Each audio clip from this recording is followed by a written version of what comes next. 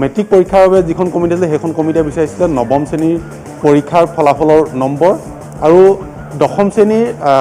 ছয়মাহিলী ছমহীয়া যিটো পৰীক্ষা আমি দিওঁ পূৰ্বতে আমি দশম শ্ৰেণীত থাকোঁতে যিটো পৰীক্ষা দিছোঁ ছমহীয়া পৰীক্ষাৰ ফলাফলৰ নম্বৰ আৰু সমান্তৰালভাৱে দশম শ্ৰেণীৰ মেট্ৰিক পৰীক্ষা হোৱাৰ পূৰ্বে যিটো টেষ্ট পৰীক্ষা পতা হয় আৰু সেই টেষ্ট পৰীক্ষাত পোৱা নম্বৰ এই তিনিটা নম্বৰ মেট্ৰিকৰ বাবে যিখন কমিটি আছিল সেই কমিটিখনে সেৱাৰ পৰা বিচাৰিছে এই তিনিটা নম্বৰ ঠিক একেদৰে সংসদৰ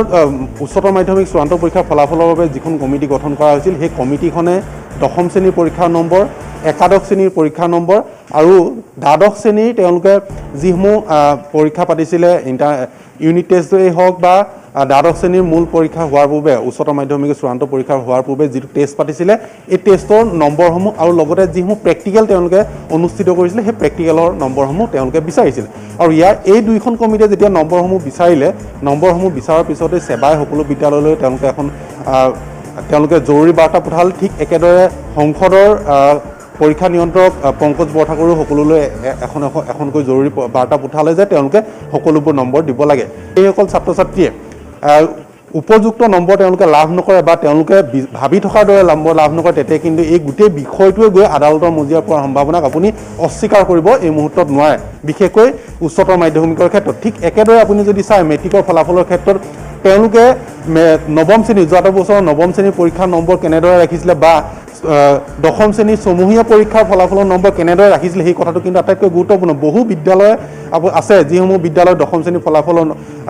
ছমহীয়া পৰীক্ষাৰ ফলাফলৰ নম্বৰ লাভ নকৰে আৰু এনে প্ৰেক্ষাপটত এতিয়া সেইসকল লোকে যিসকল ছাত্ৰ ছাত্ৰীক তেওঁলোকে নিজাববীয়াকৈ কিছু শিক্ষক আছে যিসকল শিক্ষকে নিজাববীয়াকৈ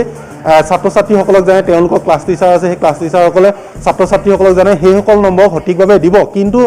যদিহে ছমহীয়া পৰীক্ষাৰ পাছৰ পৰা এজন ছাত্ৰই মেট্ৰিক পৰীক্ষালৈকে তেওঁ যদি সঠিকভাৱে তেওঁ যদি প্ৰস্তুতি চলাই সেই প্ৰস্তুতি চলোৱাৰ পাছত তেওঁ যদি ছমহীয়া পৰীক্ষাত পোৱা 50 নম্বৰৰ পৰা যদি সেই পৰীক্ষালৈ যদি 70 নম্বৰলৈ তেওঁ নিজকে লৈ যাব পাৰে তেতিয়াহ'লে সেই ছাত্ৰজন কেনেদৰে সেই ছাত্ৰজনৰ নম্বৰ দিয়া হ'ব এই বিষয়সমূহ থাকিব গতিকে স্বাভাৱিকতে এই দুইটা প্ৰক্ৰিয়াই ছাত্ৰ ছাত্ৰীসকলৰ মাজত এটা বিৰূপ প্ৰতিক্ৰিয়াৰ সৃষ্টি কৰিছে আপুনি এই গোটেই বিষয়টোক লৈ ছাত্ৰ ছাত্ৰীসকল কিমান এই মুহূৰ্তত তেওঁলোকে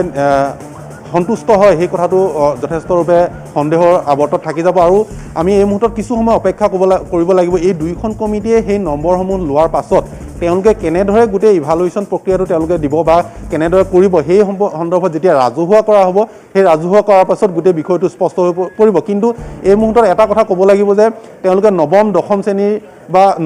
শ্ৰেণী একাদশ শ্ৰেণীৰ নম্বৰসমূহ বিচৰাক লৈ তেওঁলোকে যে উত্তৰ প্ৰদেশৰ পদ্ধতি অৱলম্বন কৰিবলৈ গৈ আছে সেই কথাটো কিছু পৰিমাণে স্পষ্ট হৈ পৰিছে আৰু এই গোটেই প্ৰক্ৰিয়াটোৱে কিন্তু ছাত্ৰ ছাত্ৰীসকলক সঠিকভাৱে ন্যায় প্ৰদান কৰিবলৈ নকৰে এই কথাটো প্ৰশ্ন থাকি যাব আৰু কিছু অসন্তুষ্ট ছাত্ৰ ছাত্ৰীয়ে কিন্তু